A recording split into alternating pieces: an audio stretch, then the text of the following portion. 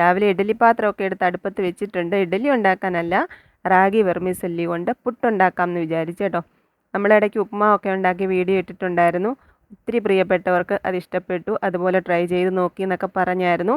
അതൊക്കെ കേൾക്കുമ്പോൾ വലിയ സന്തോഷം തോന്നാറുമുണ്ട്. ഇന്ന് എളുപ്പവഴിയിൽ ചെയ്യുന്ന പോലെ ഒരു പുട്ടുണ്ടാക്കലാണ് കേട്ടോ. കുറച്ച് തേങ്ങ തിരുമ്മി വെച്ചിട്ടുണ്ട്. വെർമിസെല്ലി ഒന്ന് നനച്ച് വാരിയെടുത്തു.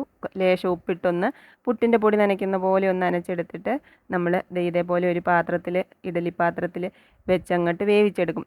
ലെയറായിട്ട് ആദ്യം കുറച്ച് തേങ്ങാപ്പീര ഇട്ടു, പിന്നെ നനച്ച് വെച്ച വെർമിസെല്ലി ഇട്ടു. അങ്ങനെ കറിയൊക്കെ തട്ടിക്കൂട്ടാൻ ഇന്ന് എനിക്ക് വല്ലാത്ത മടി തോന്നി. പക്ഷേ അത് തന്നെ കഴിക്കാനൊട്ട് വയ്യതാനും. അപ്പോൾ പിന്നെ കുറച്ച് ഏത്തപ്പഴം പഴുത്തതൊക്കെ എടുത്തതായി ഇതേപോലെ വെളിച്ചെണ്ണ ഒഴിച്ച് പാനിനകത്തോട്ട് അരിഞ്ഞിട്ടു. ഒരു സൈഡ് വെന്ത് അത് കഴിഞ്ഞ് അങ്ങോട്ട് തിരിച്ചിട്ട് മറു സൈഡും കൂടി ഒന്ന് വേവിച്ചൊക്കെ എടുത്തിട്ടുണ്ട്. അത്രയൊക്കെ ആയപ്പോഴത്തേക്കും പുട്ട് വെന്ത് റെഡിയായിട്ടുണ്ട്.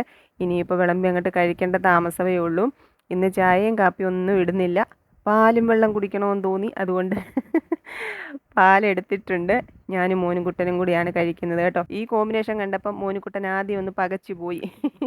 സാധാരണ നമ്മൾ ഇതിൻ്റെയൊക്കെ കൂടെ കറികളാണല്ലോ കഴിക്കുന്നത്. അപ്പോൾ ഞാൻ പറഞ്ഞു, അമ്മയ്ക്ക് ഇന്ന് വയ്യായിരുന്നു, മോനുകുട്ടൻ ഇതൊന്ന് കഴിച്ച് നോക്കുന്നു. അപ്പോൾ മോനുകുട്ടന് കൊടുക്കുമ്പോൾ എക്സ്പ്രഷൻ കാണുമ്പോൾ നിങ്ങൾക്ക് മനസ്സിലാവും മോനുകുട്ടൻ ഇഷ്ടപ്പെട്ടോ ഇല്ലയോ എന്ന്. അപ്പോൾ പിന്നെ എങ്ങനെയാ, ഇതൊന്ന് ട്രൈ ചെയ്ത് നോക്കാം അല്ലേ? ധൈര്യമായിട്ട് നോക്കിക്കോ.